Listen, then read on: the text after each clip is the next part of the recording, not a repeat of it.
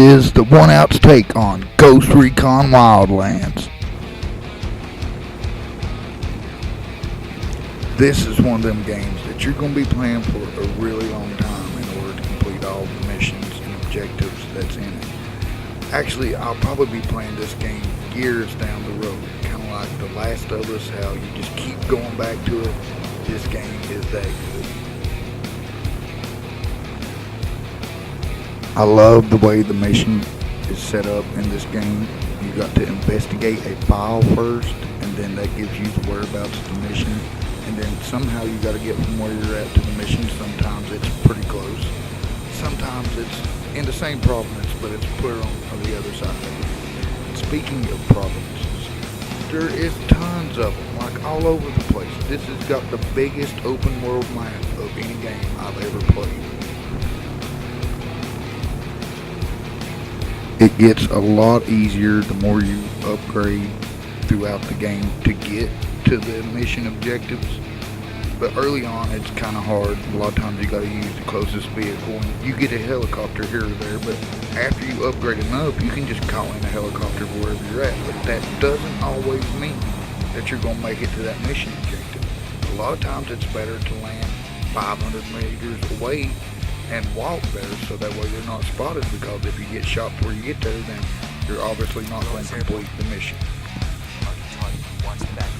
Once you do get there, one of the first things you're going to want to do is put up your drone and spot all the enemies.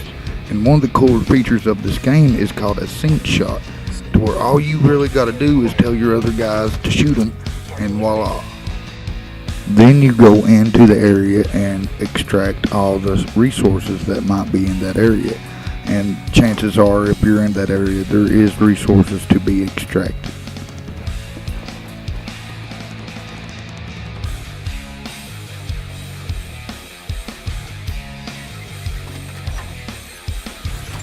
We'll let the rebels know where to find these supplies. They can take back later.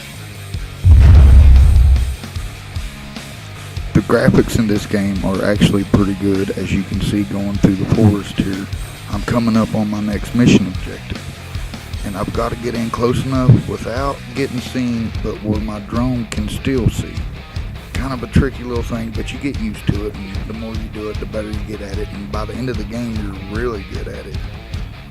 So now I'm going to look down my scope, take a look, see what's going on, see if I can just run in straight and start shooting people, or if I need to do a little bit of recon and sync shot everybody. And that really depends on how many people's in there. I'm going to fast forward a little bit, because this part right here took a little bit of time. I didn't want to get detected.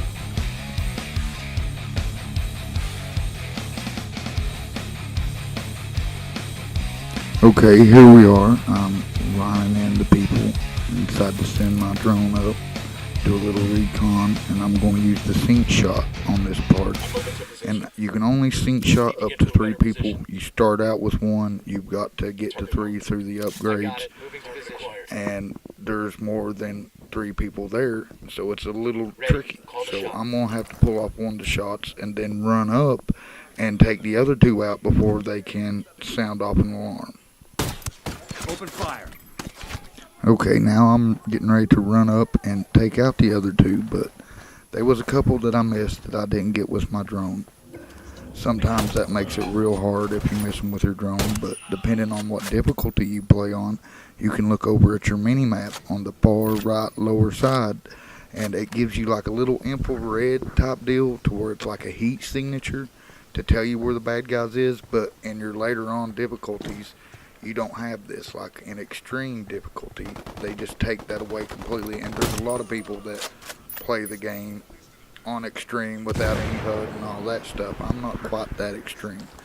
I have tried it, and it does add to the game, and in some ways it takes away from the game. Clear over here. So now I'm going to go over here and get a skill point. And the skill point is key to upgrading. Without the skill points, you can't upgrade, but that's not the only thing. That's the reason why you gather the resources that I gathered earlier, because that's part of upgrading. And then there's ammo caches. They're pretty much everywhere. You don't never have to worry about running out of ammo. At least I didn't in my playthrough. And I've got multiple playthroughs by now. This is probably my 4th playthrough. And I did it each on all the difficulty levels and all the way up to extreme. I never did cut off the HUD though. And now I'm going to go in here and complete this mission by placing C4. And then I'm going to go out and detonate the C4. And that'll be mission complete.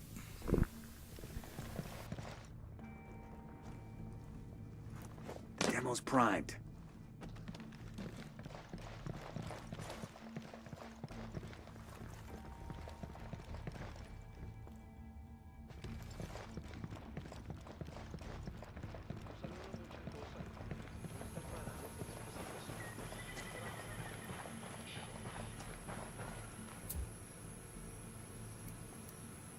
Rally on me.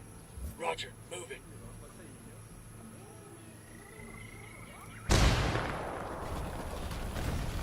Shit, you hear that rumbling? Let's take off before we get buried alive. Go!